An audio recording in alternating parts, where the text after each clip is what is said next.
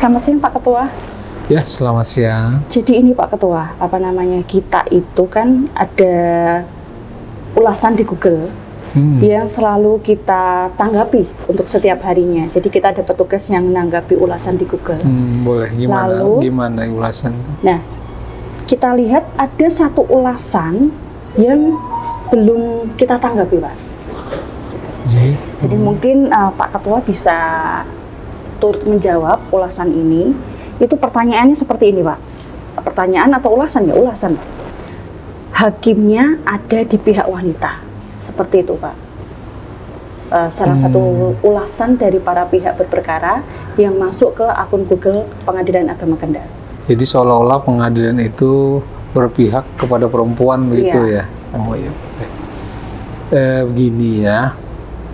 Mungkin penilaian ini itu sifatnya umum ya, tapi saya coba kerucutkan persoalannya.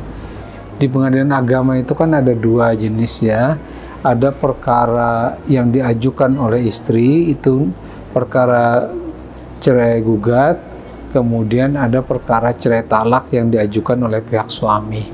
Nah, pada perkara yang diajukan oleh istri, ketika istri itu mengajukan gugatan perceraian, kalau yang dia minta adalah perceraian, maka nanti ketika proses persidangan berlanjut, dianggap terbukti alasan perceraiannya, maka dikabulkanlah perceraiannya. Jadi hanya persoalan perceraian yang ditangani oleh majelis hakim. Nah, tetapi ketika yang mengajukan itu pihak suami mengajukan cerai talak, nah, hakim secara ex officio, pertama karena permohonannya cerai talak, maka yang diproses adalah perkara perceraiannya. Tetapi sebagai hakim ex officio, karena tugasnya, hakim itu juga punya kewenangan untuk membebankan nafkah iddah dan mut'ah kepada pihak suami.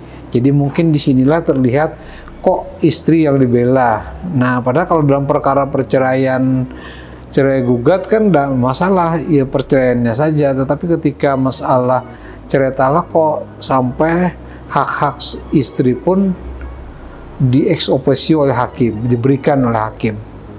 Nah, ini persoalannya memang agak mendasar ya.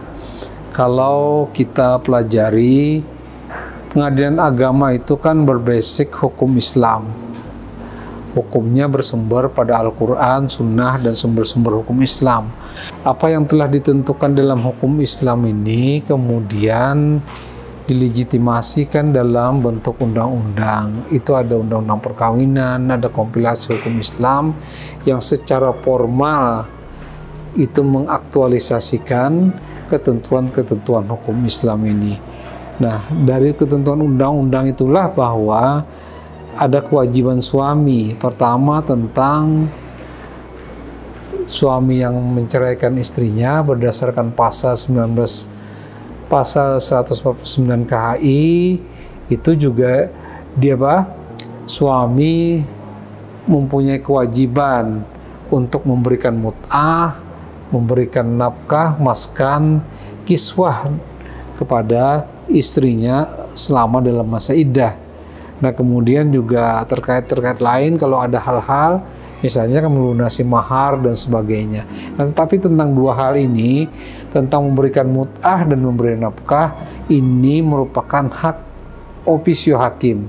Artinya diminta atau tidak oleh para pihak, hakim dengan kewenangannya bisa melakukan hal ini. Dan nafkah iddah ini menjadi penting. Kenapa? Karena di dalam hukum Islam, suami istri yang dalam masa iddah atau istri yang sudah diceraikan oleh suaminya tetapi masih dalam masa iddah, itu statusnya masih suami istri. Jadi kalau dia dirujuk, ya dia kembali sebagai istri. Nah, oleh karena itulah kewajibannya selama masa iddah itu, kewajiban nafkahnya, hak maskan dan kiswahnya masih tetap dibebankan menjadi tanggung jawab pihak suami. Nah, sedangkan mut'ah ini sebagai katakanlah uang penghibur, karena perceraian itu kan sesuatu yang berat. Nah, lalu diakomodirlah itu dengan supaya perempuan-perempuan yang dicerai ini diberikan mut'ah berupa pemberian. Nah, inilah kenapa hakim itu diberikan hak officio. Dan mungkin inilah yang saya kira bisa menggambarkan seolah-olah hakim berpihak kepada perempuan. Sebenarnya tidak. Sebenarnya ini hanya penegakan hukum dan keadilan. Semurni hukum dan keadilan. Hakim itu kan dalam menegakkan hukum sebagai apa? Equality before the law. Dia sama memperlakukan para pihak, baik pihak istri ataupun pihak suami. Saya kira itu persoalannya tuh. Berarti inti dari apa yang disampaikan oleh Bapak adalah penegakan keadilan, begitu ya Pak ya? Iya. Jadi seperti penegakan hukum dan keadilan. Betul. Jadi penegakan hukum dan keadilan di pengadilan agama. Hai masyarakat Kabupaten Kendal atau sedulur Handan, jangan lupa untuk terus menyimak rubrik terbaru kami, yaitu Ranjau Darat, ruang menjawab ulasan dengan akurat. Kami tayang setiap 2 minggu sekali di channel kita di YouTube, Instagram, Facebook, maupun TikTok. Jangan lupa ya,